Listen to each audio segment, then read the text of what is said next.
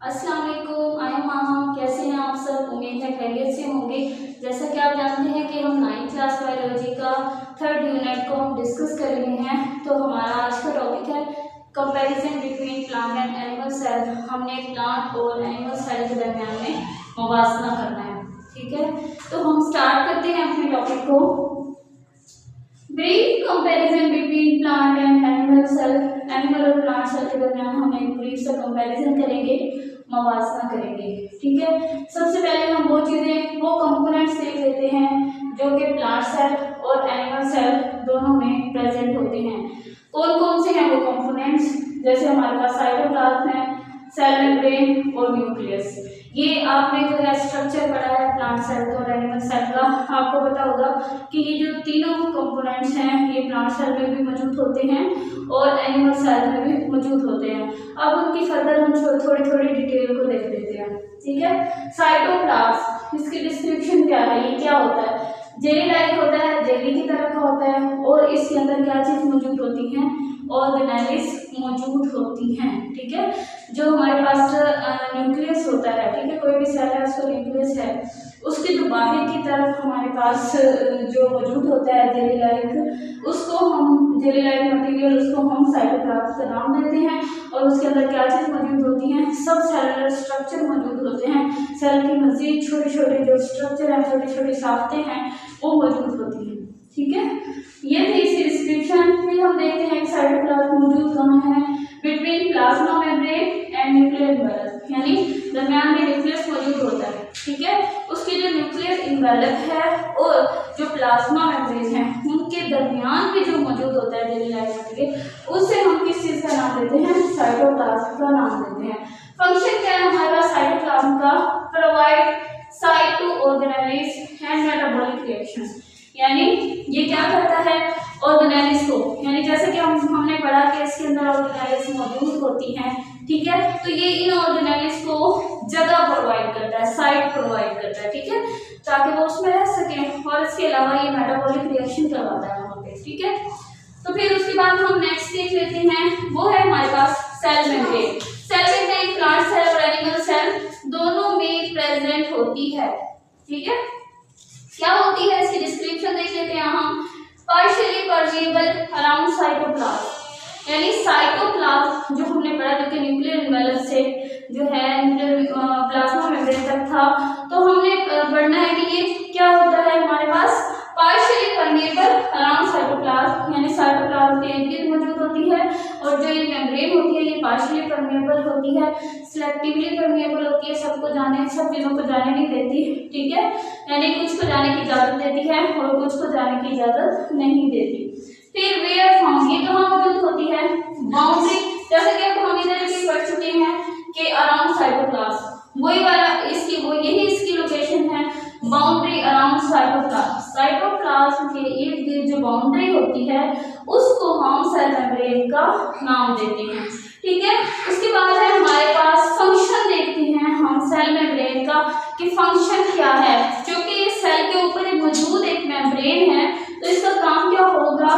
Plant cell contents and control substances, prevent cell contents, cell के जो contents होते हैं उनकी हिफाजत करती है। यानी अगर ये बाहर की तरफ प्रोटेक्टिव लेयर ना हो, मेम्ब्रेन ना हो, तो सारा कंटेंट तो बाहर निकल जाएगा। ठीक है, जो सेल का कंटेंट है, सेल के अंदर जो मवाद है उसकी जो है हिफाजत करती है और क्या करती है? सब्सटेंसेस को, कुछ भी अंदर आने वाले हैं या बाहर जाने वाले कोई भी सब्सटेंसेस हैं जो सेल को लीव कर रही है या सेल में एंटर हो रही है, उनको कंट्रोल करती है। ठीक है, नेक्स्ट है हमारे पास न्यूक्लियस।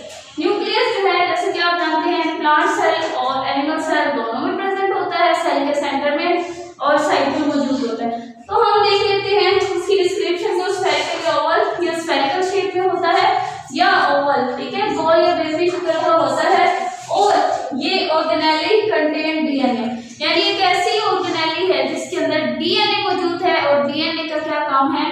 डीएनए के पास जेनेटिक इंफॉर्मेशन होती है। ठीक है, जेनेटिक मटेरियल होता है। ठीक है, तो ये था हमारे पास।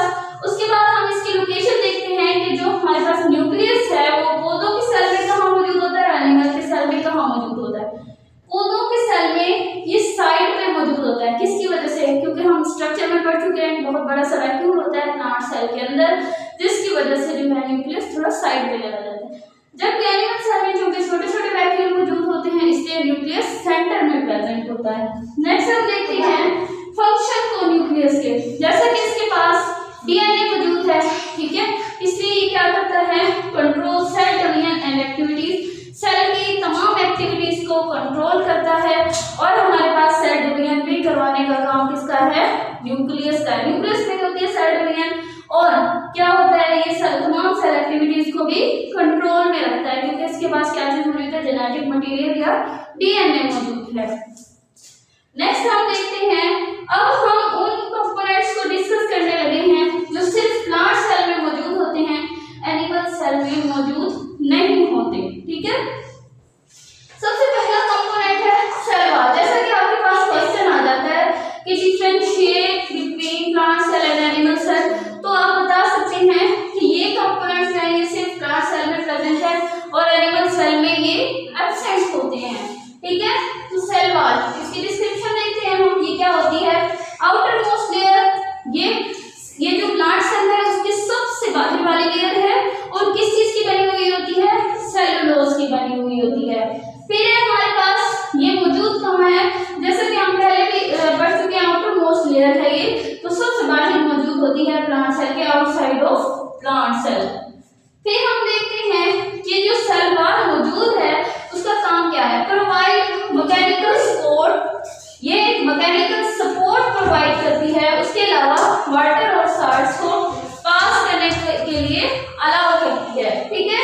नेक्स्ट है हमारे पास नेक्स्ट है वो है लार्ज वैक्यूल, ठीक है। जो लार्ज वैक्यूल है वो जो है सेंटर में प्रेजेंट है, वो प्लांट सेल में, जबकि एनिमल सेल में छोटे छोटे वैक्यूल मौजूद होते हैं। तो हम वैक्यूल की डेफिनेशन देख लेते हैं, हम पहले भी पढ़ चुके हैं, दोबारा डिस्कस कर लेते हैं। Fluid feed set surrounded by membrane, यानी फ्लूइड से भरी हुई थैलियां जिनके इर्द मेम्ब्रेन मौजूद होती है, ये है हमारे पास वैक्यूल की डेफिनेशन। फिर हम देखते हैं ये मौजूद कहाँ है, जाहिर है जहाँ पर सारी ऑर्गेनाइज मौजूद है, जैसे कि हमने पढ़ा कि साइटोप्लाज्म जगह प्रोवाइड करता है, साइट प्रोवाइड करता है ऑर्गेनाइज के लिए, तो जो है वैक्यूल भी साइटोप्लाज्म के अंदर मौजूद होते हैं, ठीक है। फिर उसके अलावा इसका काम क्या है, कंटेन साल्ट एंड वाटर, इसके पास साल्ट और वाटर होते हैं, और ये सेल को टर्जिड यानी तना हुआ रखने में मदद करते हैं। उसके बाद हमारे पास क्लोरोप्लास्ट, प्लांट में मौजूद होता है, ठीक है। तो इसका कंटेन क्लोरोफिल, क्लोरोप्लास्ट के पास क्लोरोफिल होता है, यानी पिगमेंट्स होते हैं, ठीक है। उसके अलावा इसकी लोकेशन देख लेते हैं हम, ये कहाँ पर मौजूद है, साइटोप्लाज्म के अंदर जो है ये मौजूद होता है। उसके अलावा इसका फंक्शन क्या है, traps light energy for photosynthesis, ये जो है सूरज की रोशनी को कैप्चर करता है ताकि फोटोसिंथेसिस करवा सके। ये तो